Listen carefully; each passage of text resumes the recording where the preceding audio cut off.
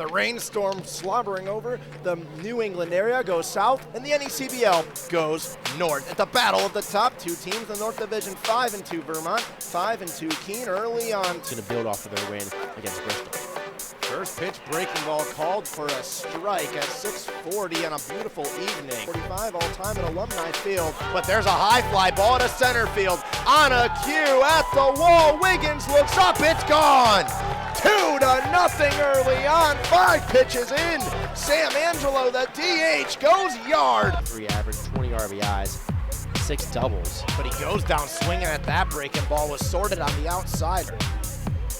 Janoski working quickly in the dirt again, got him to fish, and back-to-back swinging strikeouts on beautiful low breaking balls. In batter's box, you gotta get 2. But another low breaking ball. This one is swung through, and this one finds the mitt of J.D. Jones. So a single and a bomb to make it 2-0 before something even happened. 3 straight swinging strikeouts. So this is a very hitters-friendly park. Jammed him inside, shallow right field, everyone charging in, it'll bloop inside. Barehanded by the right fielder, Root throws it over, and now they got him in a pickle. Extending the second, slides in under the throw, and somehow, some way make it second and third with 2 away. You want to hit up the middle into the outfield, but a home run gives you the lead. Well, this one will help. Pass ball goes through, wild pitch, but Molinaro scores 90 feet away from tying, and now it's a 2-1 ball game. Another breaking ball hammered deep right field. Bo Root goes deep at the track to climb off the board. The second 2-run shot in back-to-back innings for Vermont. The #1 offense in the NECBL does not lie. How about that for Bo Root? Just had 5 home runs this past spring for Middlebury. He's going to UConn next year. UConn's going to love that pop as well. 7 hitters that William John is behind in the count. And that one, a diving play at second, can't be made by McGuire as J.D. Jones with a little bit of life for Keene. A 2-out single into right center field. They get anything going and any confidence, and that'll do it. They check, and he went. An ugly swing on a low breaking ball. And Braxton Stewart starts his appearance out of the pen with a swinging strikeout in the books. And he's got runners at second and third with 2 away. Got him on the fastball on the inside. Braxton Stewart puts up the first 0 for the SwampBat pitching staff as they try to fight back down 4-1. We're the only run of the game for the SwampBats. He puts this one on a line in the right center field over the jumping glove of McGuire all the way to the wall. Gonna go around second. Jakonski, he takes a look. The throw-in's not in time. A double by Molinaro. And second and third. Keene has a little bit of life trying to claw back in this one.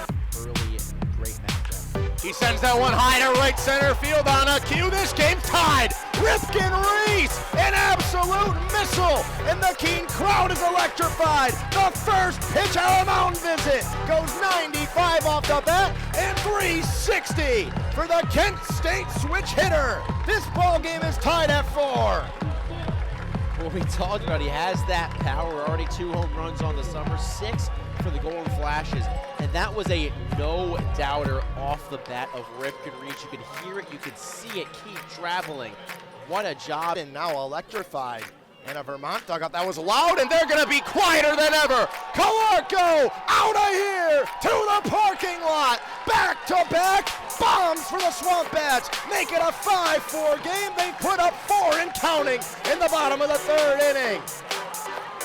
Back-to-back no-doubters, too. And that's what we talked about. When you come out of when you go through the lineup one time, that second time is where you start to see who's going to really come out on top. And so far, it's been these SwampBat batters who have come out and lit up William John, and that's going to do it. The second mound visit, his day is done. Yep. The 0-2 pitch from Stewart. Manning lines that one into left center field. That's going to get down. Ragsdale rounding third. He'll score with these. And the first hit of the Vermont career for Lucas Manning comes in the form of an RBI single. And he's knotted things up at 5 here in the 4th. The hitters count to Norton. The 3-1 pitch from Stewart. Norton hits that one up the middle. And it's going to get down. It gets away from the center fielder, Wiggins. That's going to allow for Angelo to score. And now hustling around, trying to score as Manning. The throw from short.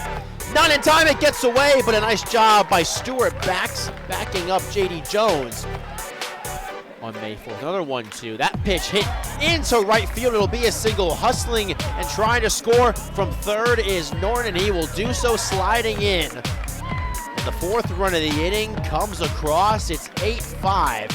Down 0-2. I mean, that pitch is fair down the line. It's going to roll all the way to the wall. It should be extra bases for Romano. He rounds first, gets in the second standing. And how about the 9-hole hitter getting a two-bagger and getting the party started to try and cut back into that lead. 1-2 pitch. That one hit high and deep, out to center. Tracking back is Ragsdale at the wall. It's gone! Joe Jakonski ties it up. It's the 5th home run of the game, and we're knotted at 8. The slugfest continues. my goodness, I mean, he knew what he had to do, and Jakonski does what he does. 86 off the bat, 331 nearly to dead center field, and that's why he is who he is. And Penn State is watching this guy. He was great this year at school, and they're watching him right now saying, wow, this next year is going to be a lot of fun with everyone we have coming in, everyone we have returning to our team that made a Cinderella run. And Joe Jakonski's building off of that momentum from the Cinderella run, and he's been a huge piece for this team. Out pretty easily. You have to go 1-2-3.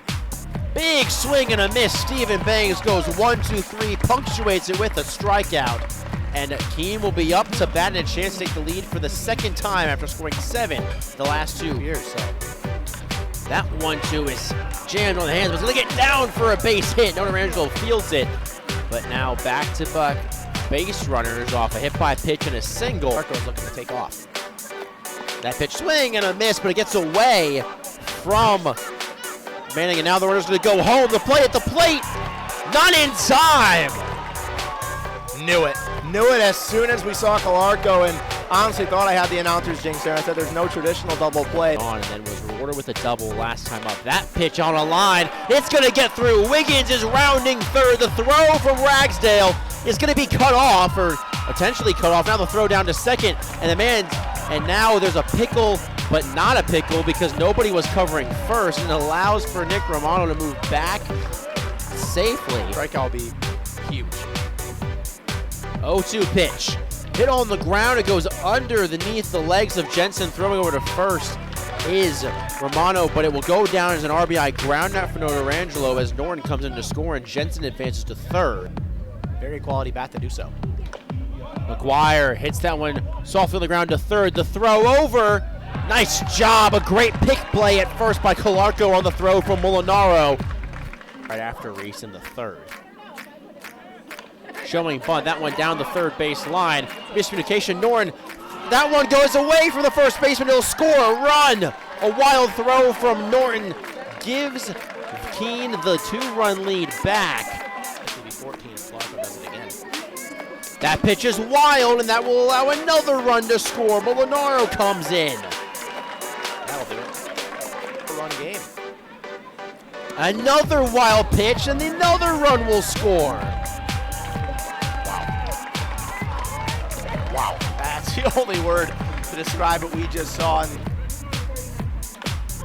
That one hit on the ground, a potential 2-ball. Norton's just going to throw it over to first, and another run will score. No chance of the double play. But add an RBI to Esquerdo, so he does what he needs to do. Here in Keene, New Hampshire, it's 1-2. Angelo takes off, check swing, got him. Varner gets out of the inning. Runner stranded at first and third, and add another 0, the second in the last 3 innings. Varner trying to get a first out, and he will via strikeout. The third of the game for Norton. And Varner now has back-to-back strikeouts. Already seen one Quinnipiac player take over the NECBL. Calarco dropped that third strike.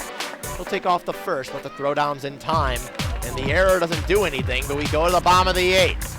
14-9, still the score. Wiggins Dancy over as Coonan steps in and nails it center field. This one could be it. It looks up. It's number 6. Jake Coonan, something about that guy. And late home runs, he joins the party with a 2-run shot at 16-9 Keene. My goodness. I kind of spoke that one into existence. You can't make it more than 5 runs. How about you make it a 7-run deficit? And we talked about the offenses that kind of quieted down. Jake Coonan came into this game late. His bat hasn't slowed down. His bat didn't get a chance to cool down. It's just heating up.